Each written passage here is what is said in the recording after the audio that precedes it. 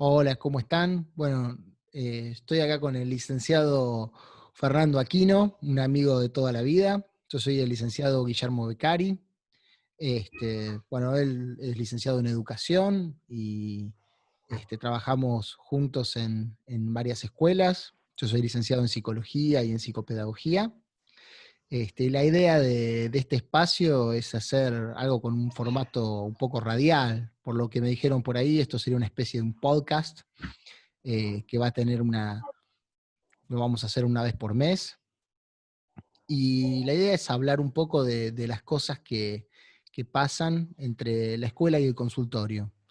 Este, sí, Fer. Claro, lo que siempre nos pasa con Guille es que tenemos muchas conversaciones que juntan el aula viva que tenemos, porque la vivimos y hace muchos años y la tenemos incorporada, y lo que fuimos estudiando. Y siempre nuestras charlas son entre nosotros dos, para decir contarnos de qué nos damos cuenta, qué estaría bueno, y quedan entre nosotros dos. Y dijimos, bueno, podemos juntarnos cada uno desde su lugar y su experiencia, y poder comunicar algo que consideramos que puede servirle a muchas familias porque lo vemos y lo vivimos. Y ese es el objetivo, poder que lo que pensamos, poder socializarlo.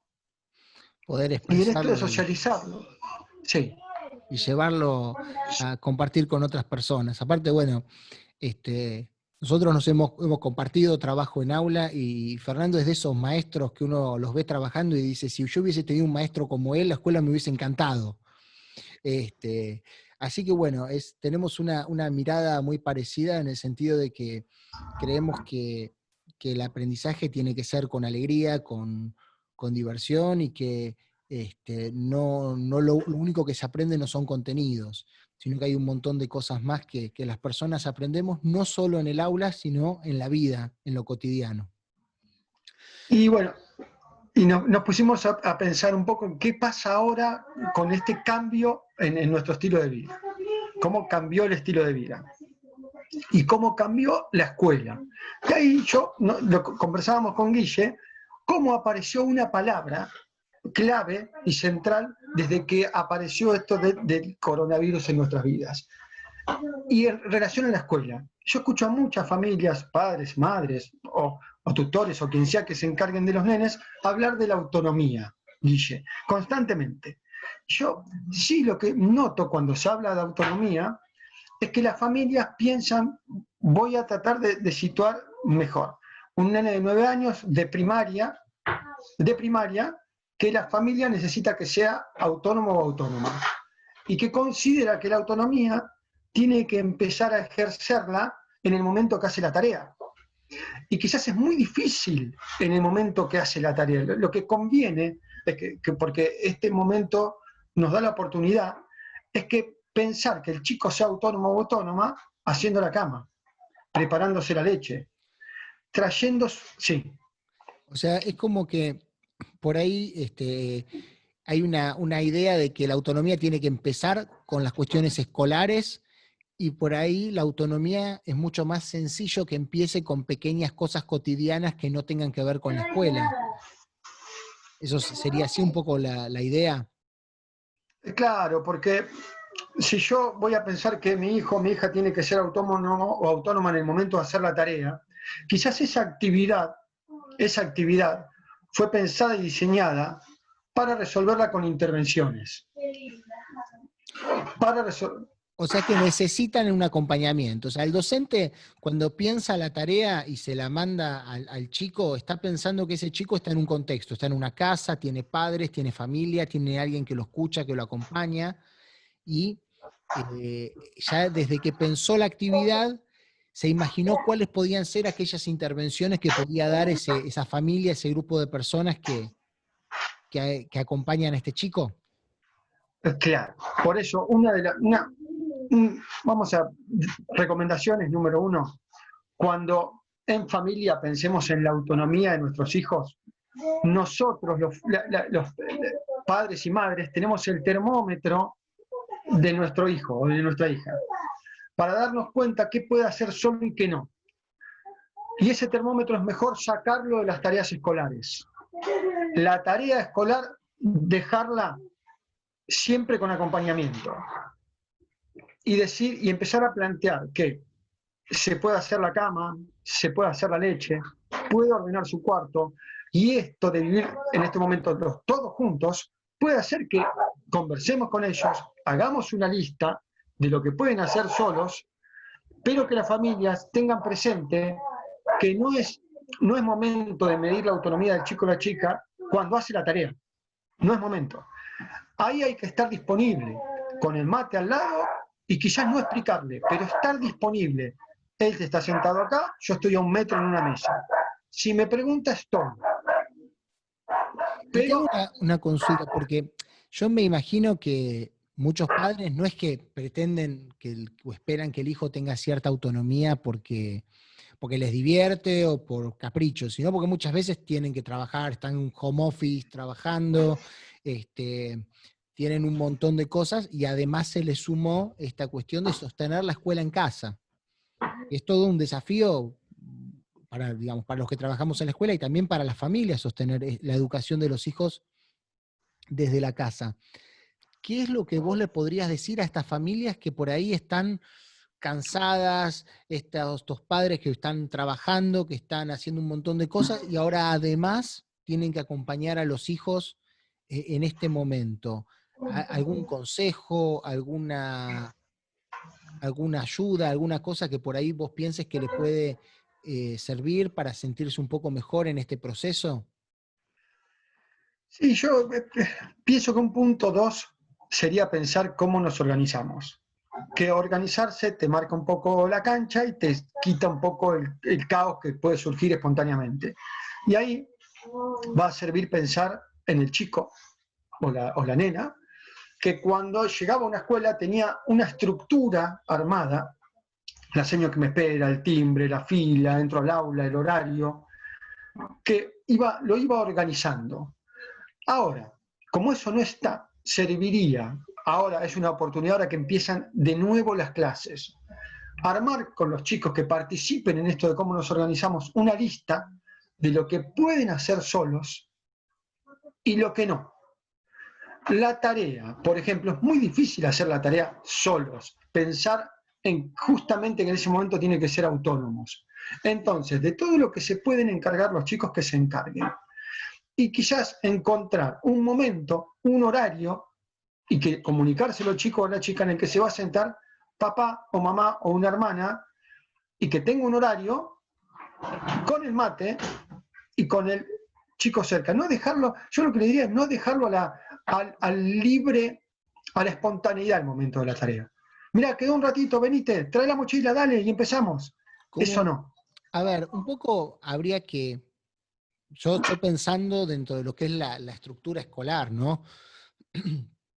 Algo que usamos mucho en la escuela es el tema de la anticipación para poder organizarnos. Esta cuestión que vos decís, ponerle de armar una grilla donde decimos en qué día se va a hacer tal cosa.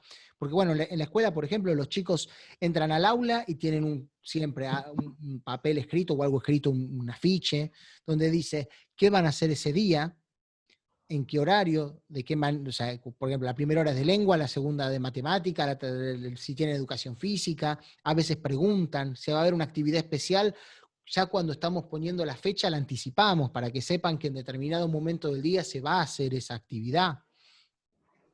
Un poco, digamos, tendríamos que intentar reproducir ese modelo, ¿no? En el sentido de que el chico sepa con anterioridad qué es lo que va a pasar. Por ahí que ya sepa que, no sé, que todo lunes tienen matemática, entonces papá o mamá se va a sentar con ellos a hacer la tarea de matemática. Podría ser una cosa así. Claro. Va a ser muy difícil, no se puede reproducir la escuela en casa. No se puede hacer la escuela en casa. Lo que podamos darle, algo de eso, algo de orden, algo de organización, algo de anticipación, un poco. La escuela en casa es una emergencia, no se puede reproducir, pero darles algo de eso a los chicos. de esa estructura, sí. A mí algo que me preocupa bastante de este tema de la escuela en la casa, que bueno, como decís, es prácticamente una utopía en este momento de pandemia y es algo que solamente se puede pensar en tiempos de emergencia, o sea que no tiene un reemplazo directo. eh, pero es esta cuestión de los recreos, de los momentos de ocio, del juego, de ese momento que el pibe está con los compañeros y charla. Eh, Todos los que hemos estado dando clase en un aula sabemos que muchas veces las tareas las hacen entre varios, que se ayudan entre los chicos. Está esta cuestión, digamos, del aprender con pares, ¿no? Que genera una dinámica que va acompañando a grupos, como que el grupo se va acompañando por los mismos pares y eso los ayuda a crecer. O sea, muchas veces la tarea la terminan entendiendo cuando ven al compañero cómo la hace, o cuando el amigo le explica, mira, con esto así, porque es de tal manera. Aunque si bien está el docente acompañando y facilitando, pasando por los grupos y todo, a veces el aprendizaje se vuelve mucho más interesante cuando viene de parte de un par que lo pudo entender. O sea, yo estaba pensando un poco en el tema de esta idea de la educación que necesita a otros pares todo el tiempo para que sea significativa, para que se pueda construir. Este, yo lo que muchas veces pienso es cómo podemos reemplazar esta necesidad de espacios que no sean tan pautados, de espacios más libres para que cada uno de los chicos pueda jugar y aprender en ese juego, en ese compartir, ese aprendizaje donde uno no siente que está haciendo la tarea, que está charlando con el amigo, hablando pavadas, o que está bien sacárselo de encima, pero termina aprendiendo en ese, me quiero sacar de encima la tarea para terminar rápido e irme al recreo. Yo, las cosas que vi que por ahí han funcionado, es esto de permitirle a los chicos, cuando se arman los Zoom, que tengan un rato previo a la clase para hablar. Hay algunos docentes que se sienten como un poco, como que pierden la autoridad al escuchar a los chicos que van y vienen y hablan cosas o que se escriben cosas en el chat. Y yo creo que eso es un poco que uno ve de una manera más directa esa parte informal que tiene el aula. Y a mí me parece que es completamente saludable tratar de mantenerlo lo más posible. Obviamente, como uno le pasa en el aula, no va a permitir un bullying, no va a permitir que se lastimen, que se digan cosas agresivas, pero el chiste, el juego, el espacio de ocio, me parece que es algo que hay que tratar de sostenerlo.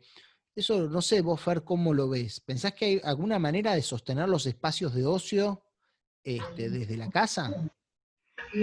Sí, yo ahí pienso que tiene que haber una idea de que esto es así, instalada en papá y mamá o hermanos o quienes estén.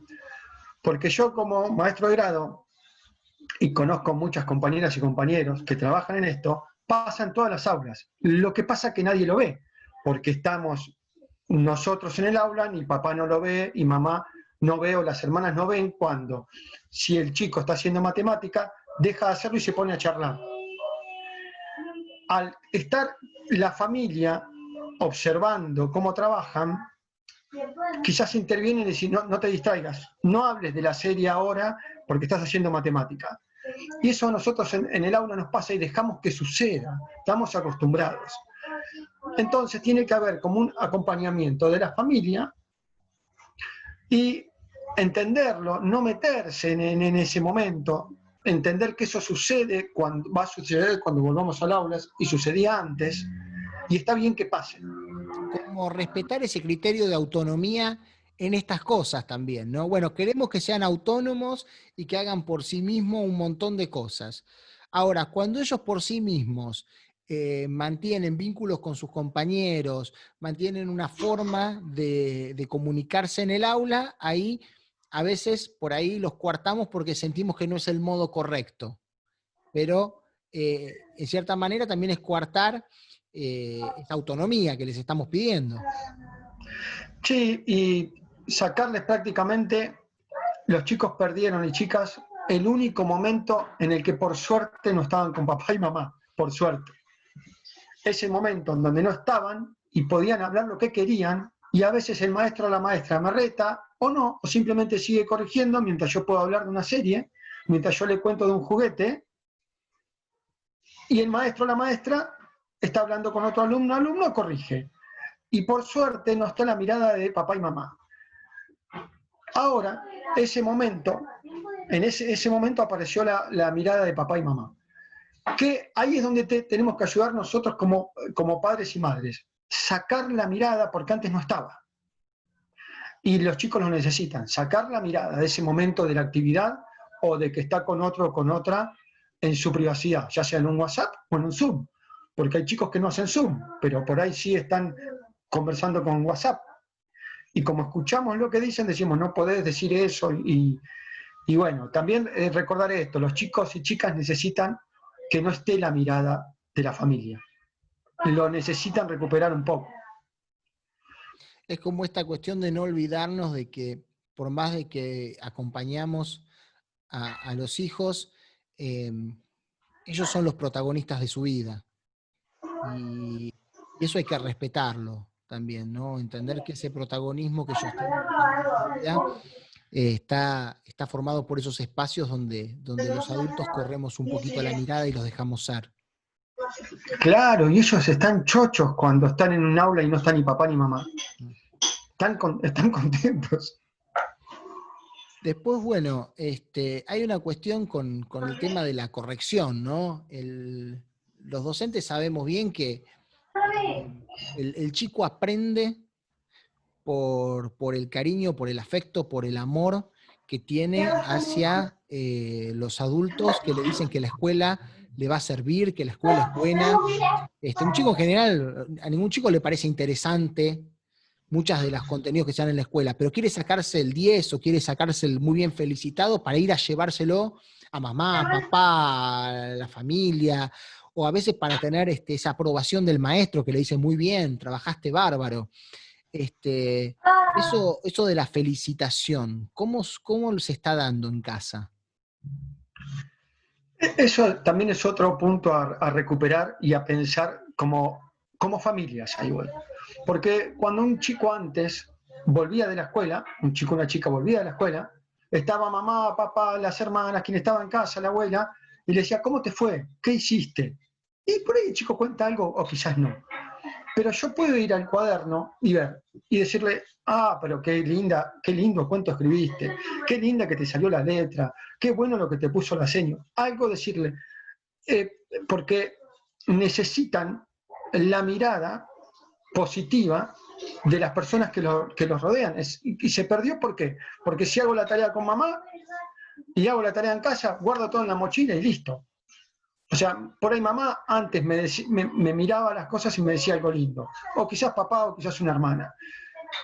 Esto de trabajar de esta forma hizo que perdamos de vista la importancia de devolverle la mirada a los chicos y chicas de lo que han hecho. Vos muchas veces me lo has dicho, Guille, porque yo hablo yo como maestro y Guille como psicólogo. Y él me lo decía, Fer, me dice siempre, los chicos no estudian para el futuro. Esa es cosa tuya como papá, o de tu mujer como mamá, o de los maestros de la escuela que creen en el futuro. Al chico no le importa el futuro, le importa el presente y ese intercambio de miradas con los adultos que los rodean. Y si tiene un intercambio de miradas, después que escribió un cuento, él es feliz, está chocho, y vos estás pensando, va a ser profesor de filosofía y letras, y él no, le interesa tu mirada. Siempre me acuerdo de esto que Sí. vos remarcás, ¿y cómo se perdió? Además que, bueno, a ver, esa mirada de un otro significativo, es eh, lo que le da esa confianza al chico para que pueda llevar adelante después lo que él quiera, lo que él realmente quiera hacer en su vida. Las personas vamos descubriendo lo que queremos hacer haciendo cosas. No lo sabemos previamente, no es que bueno, yo en eso tengo una mirada un poco existencialista, ¿no? Las personas no es que tenemos un sentido, vamos buscando, lo vamos conociendo, a medida que vamos haciendo cosas. El que es pintor de cuadros, por ejemplo, no sabía que le gustaba pintar cuadros hasta que no pintó el primer cuadro y se dio cuenta. Y lo que nos da la confianza para poder hacer lo que nosotros querramos, es esa mirada de esa persona significativa, ese adulto que nos dice, muy bien, vos podés, lo que vos haces está bueno. Eso genera una confianza que le permite al chico salir al mundo de otra manera. Después, el tema también que vemos en este momento es que más allá de lo que está pasando en la escuela, hay muchos padres, muchas familias, en realidad, que han sufrido distintas cosas por el tema de esta pandemia, de esta cuarentena, que por ahí han visto que sus negocios han cerrado, que han tenido que volver, que repensar la forma de encarar su trabajo, de encarar su día a día, o que simplemente les cambió la cotidianeidad por estar trabajando home office y con los chicos en la casa, teniendo que apoyarlos para la escuela. Y por ahí lo que estamos viendo es que toda esta sumatoria de cosas, el encierro, las dificultades económicas, la incertidumbre, está generando como resultado angustia, ansiedad, en algunos casos depresión. Y el problema es que el chico está siendo acompañado por este adulto que está lastimado. No es que el adulto, uno dice, bueno, el filtro del adulto tiene que estar para apoyar al chico para que pueda salir adelante en sus cosas. Este adulto, que es el que tiene que filtrar la realidad para el chico y acompañarlo, está un poco lastimado también por toda esta situación. Entonces, a ver, sin duda nada reemplaza digamos, a que haya prosperidad en el país o a un tratamiento en el momento de que la persona lo necesite. Pero así como para por ahí poder colaborar en algunas pequeñas cosas que ayudan en lo cotidiano, es aprovechar los momentos de salida, o sea, todos aquellos espacios que nos den para poder salir a la calle, movernos, ver el sol, son sumamente importantes, aprovecharlos, sobre todo que son momentos esos donde se sabe que no son riesgosos en términos de contagio. Poder ponerse pequeños objetivos todos los días, los que por ahí están con menos cosas, no quedarse con el pijama, levantarse y obligarse a cambiarse, poder mantener las costumbres de higiene, armarse una rutina. La rutina tiene muy mala prensa. Uno dice, ay, que esto es rutinario, es estructurado, parece aburrido, un embole, pero la verdad es que el ser humano necesita una rutina. El ser humano necesita tener un horario de acostarse y un horario de levantarse que más o menos sea siempre parecido. Necesita horarios de comida, necesita alguna de esas cosas. Y es importante que en este momento donde todo lo que nos daba estructura desde la afuera, que era el trabajo, que era la escuela, que eran estos horarios que venían, podamos hacerlo desde una planificación para nosotros, así como a los chicos los tenemos que acompañar para organizarse, para poder anticipar cosas, los adultos tenemos que tratar de llevar adelante estas pequeñas cosas. A ver, ahora lo voy a tratar de hacer como resumido en unos tips, como para que lo pensemos. Sé que no es fácil, pero el sostenerlo va a ayudar a que estemos mejor y que podamos afrontar de una mejor manera lo cotidiano, lo que nos viene, la incertidumbre, y también acompañar mejor a los chicos, a los menores, que necesitan de ese tamiz del adulto, que ese adulto pueda filtrar un poco la realidad para que le llegue de una manera más agradable.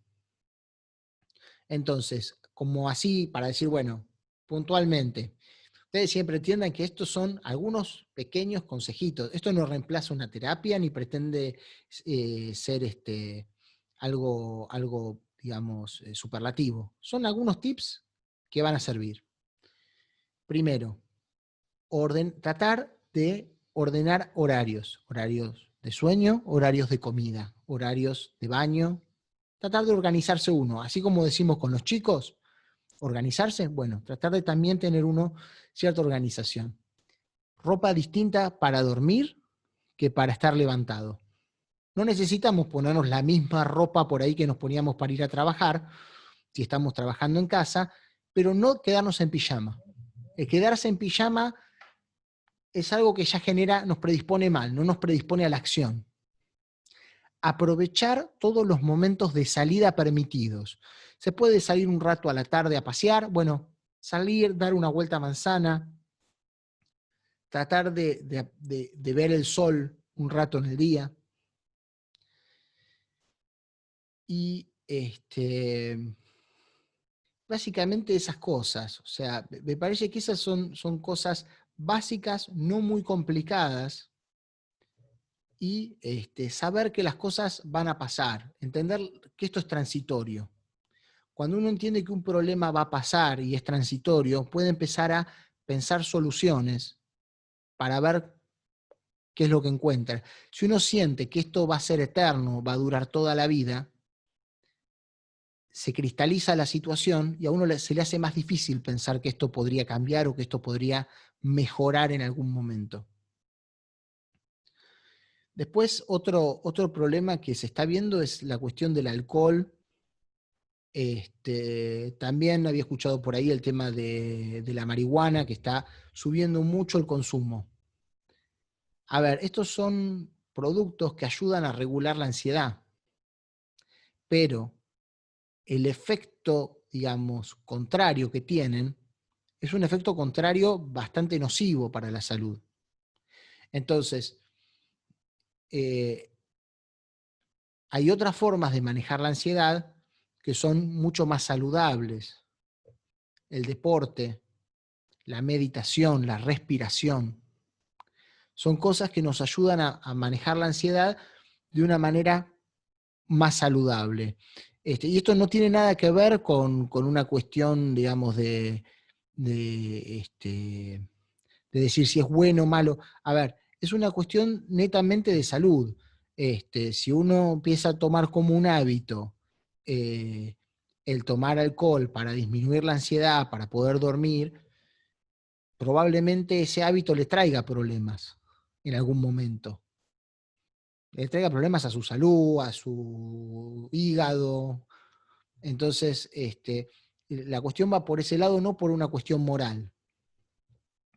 Bueno, Fer, no sé si te quedó algo más en el tintero que tengas ganas de contarnos o cómo lo ves. No, no, está genial. Te escuchaba y pensaba, digo, bueno, ¿cómo poder recuperar, como uno quiere recuperar algo que nos quitó el coronavirus por el sistema de vida, cómo poder recuperar esta idea de ayudarnos a través de esto de poder sociabilizar esto que pensamos? Porque yo me quedo pensando en los nenes y nenas. Vos te quedás pensando en los nenes y nenas, pero mucho en los adultos que le arman la vida al nene y a la nena. Es un poco como La vida es bella. Vos decís, bueno, está complicado, pero no puedo dejarle que te llegue todo eso al nene y a la nena. Un poco ¿y cómo haces para cumplir esa función si el adulto está mal? Entonces, mientras te escuchaba, pensaba y digo, bueno, tenemos que recuperar esto de lo antiguo, cuando si mi hijo tenía la zapatilla desatada, yo le decía, atate la zapatilla. Si mi hijo iba caminando por la calle y una señora lo cruzaba, le decía, nene, atate la zapatilla. Si mi hijo llegaba a la carnicería, el carnicero le decía, atate la zapatilla. Se perdió. Perdimos esto de poder intervenirnos para que las cosas funcionen mejor. Era Poder como, intervenirnos. era Lo como que perdimos. como que los hijos, como que los hijos eran más de la comunidad. Entonces Claro. todos podíamos actuar para cuidar o proteger a esos chicos. Y los problemas también. Yo me quedo pensando mucho, mi mirada está puesta más en los chicos, pero y uno no se enojaba antes, o no se enojaba la familia porque salía la señora de enfrente y le gritaba, date los cordones, nene, que te vas a romper los dientes, o el carnicero. Hoy la gente no se mete, no interviene, no opina, no da, yo te escuchaba vos cuando decías pequeños tips, y eso hay que recuperarlo, pequeños tips, porque la vida va mejor. Y si los tips que te dan están pensados y fueron trabajados estudiando o trabajando con gente, hay que empezar a compartirlos y empezar a intervenir. Eso es un poco lo que pensaba cuando te escuchaba, ¿no? Decir, qué bueno que todavía haya gente que quiere intervenir en la vida de otro de forma comunitaria porque algo puede cambiar. Eso pensaba cuando te escuchaba, que hablabas o del deporte o del alcohol, o sea, decir, mirá, es como atate el cordón, porque te vas a romper los dientes. O sea, recuperar eso, porque, bueno, hay que recuperarlo. Eso pensaba. Bueno, Fer, la verdad un gusto como siempre. Si Dios quiere, nos estamos viendo de nuevo el mes que viene. Te mando un Nos fuerte vemos el mes abrazo. que viene. Nosotros en una hora, pero acá el mes que viene. Chao, Fer. Chao.